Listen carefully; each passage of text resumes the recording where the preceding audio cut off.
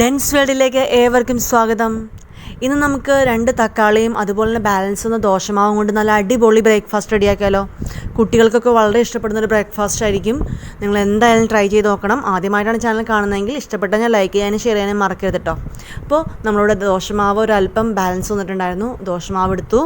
അതുകൂടാതെ 2 തക്കാളി നന്നായി കഴുകി ചെറുതായിട്ട് അരിഞ്ഞിട്ട് വരാം.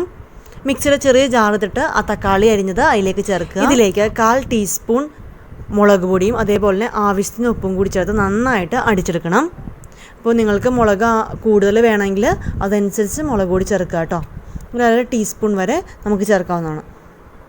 ഇനി ഈ മിശ്രിതം അരച്ചു വെച്ച മിശ്രിതം നമ്മുടെ ദോശമാവിലേക്ക് നന്നായിട്ട് ചേർത്ത് കൊടുക്കുക. നന്നായിട്ട് മിക്സ് ചെയ്യുക. ഇതൊക്കെ കണ്ടില്ലേ, ഇതുപോലെ ഈ ഒരു പരുവല്ല, ഒരല്പം കൂടി വെള്ളമായിട്ട് നമുക്ക് കിട്ടണം. അപ്പോൾ അതിനായിട്ട് ഞാൻ മിക്സിയുടെ ജാറിലേക്ക് ഒരല്പം കൂടി വെള്ളം ഒഴിച്ചൊന്ന് കറക്കി എടുത്തിട്ട് അതും കൂടി ഇതിലേക്ക് ചേർത്ത് കൊടുക്കുന്നുണ്ട്. ഈ സമയത്ത് ഉപ്പുണ്ടോയെന്ന് നോക്കണം. ഉപ്പില്ല എങ്കിൽ ഉപ്പ് ചേർത്ത് കൊടുക്കാനായിട്ട് മറക്കരുത്. കണ്ടില്ലേ, ഇതുപോലെ ഇരിക്കണം ആ മിശ്രിതം ഉണ്ടാവാനായിട്ട്. ഇനി പാൻ അടപ്പത്ത് വെച്ച് നന്നായി ചൂടായി കഴിയുമ്പോഴേക്കും അല്പം നല്ലെണ്ണ ചേർത്ത് കൊടുക്കാം, തടവി കൊടുക്കാം. അതിനുശേഷം അതിലേക്ക് ഈ ഒരു മാവ് ഇതുപോലെ ഒഴിച്ചു കൊടുക്കാം. അധികം പരത്താനായിട്ട് പാടില്ല, അധികം കട്ടിയില്ലാതെ വേണം നമ്മൾ പരത്തിയെടുക്കാനായിട്ട് തന്നെ. ഇതൊക്കെ കണ്ടില്ലേ, ഇതുപോലെ 2 തവി ഞാനിപ്പോൾ ഇട്ടിട്ടുണ്ടായിരുന്നു. അതിൻ്റെ മുകളിലേക്ക് ഒരല്പം നല്ലെണ്ണ കൂടി ഞാൻ ചേർത്ത് കൊടുത്തു.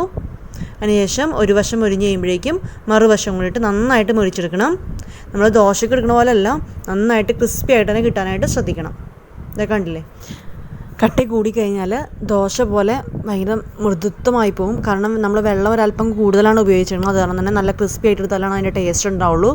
ഇനി ഒന്നല്ലെങ്കിൽ ഞാൻ നേരത്തെ കാണിച്ച പോലെ നിങ്ങൾക്ക് ചുട്ടെടുക്കാം. അതല്ലെങ്കിൽ ഇതേപോലെ 2 തവി ഒഴിച്ചതിന് ശേഷം ഇതുപോലെ പാൻ ഒന്ന് കറക്കി എടുത്താലും നല്ല അടിപൊളി ക്രിസ്പി ആയിട്ടുള്ള ദോശ തന്നെ കിട്ടിക്കോളും.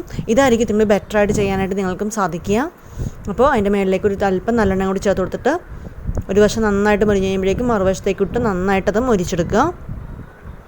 അപ്പോൾ നമ്മൾ വെള്ളം ഒരല്പം കൂടുതൽ ചേർക്കണമെന്നാണ് പറയണത്, നന്നായിട്ട് മൊരിച്ചെടുക്കണം എന്ന്.